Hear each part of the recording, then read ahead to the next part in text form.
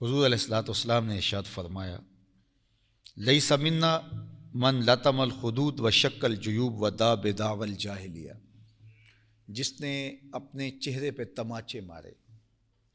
بعض روایت میں لیس منا من ضرب الخدود و شک الجیوب و دعا بدعوی الجاہلیہ، جس نے اپنے چہرے پہ تماچے مارے، سینہ کو بھی کی، اپنا گریبان نوچا اور جاہلوں جیسی باتیں کی، فرمایا اس سے ہمارا کوئی تعلق نہیں ہے۔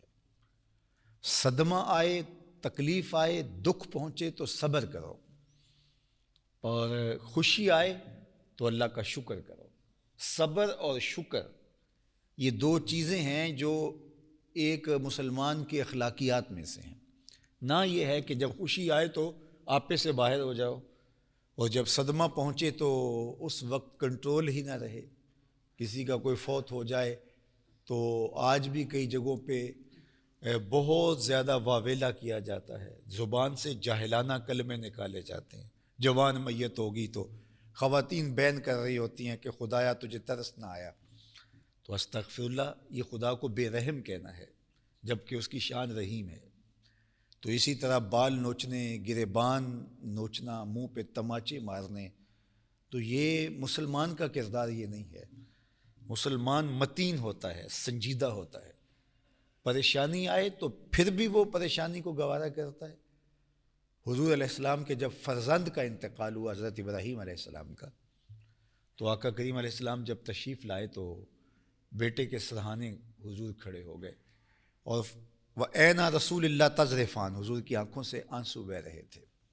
تو آقا کریم نے فرمایا کہ بیٹا دل غم زدہ ہے، آنکھیں رو رہی ہیں، لیکن زبان سے وہی کہوں گا جس سے رب راضی ہوگا۔ غم کے اظہار کے چار طریقے ہیں: دل کا غم، آنکھوں کا غم، زبان کا غم، ہاتھوں کا غم۔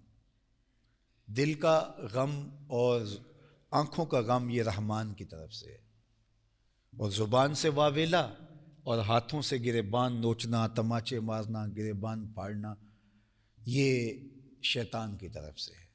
تو اس لیے دل کا صدمہ، آنکھیں بہنے لگیں درد سے، آنسو جاری ہو جائیں، تو یہ انسان کے اختیار میں نہیں ہے، اور یہ رحمان کی طرف سے ہے، یہ شفقت کا نتیجہ ہے، یہ محبت کا ایک اظہار ہے۔ تو شریعت نے اسے روکا بھی نہیں ہے کہ کسی کو درد ہو، تکلیف پہنچے، وہ روئے بھی نہ۔ اسلام نے وہ چیز نہیں ہمیں کہی جو ہم کر نہ پائیں، لیکن واویلا کریں، شور و غل کریں اور ناشکری کے کلمات کہیں تو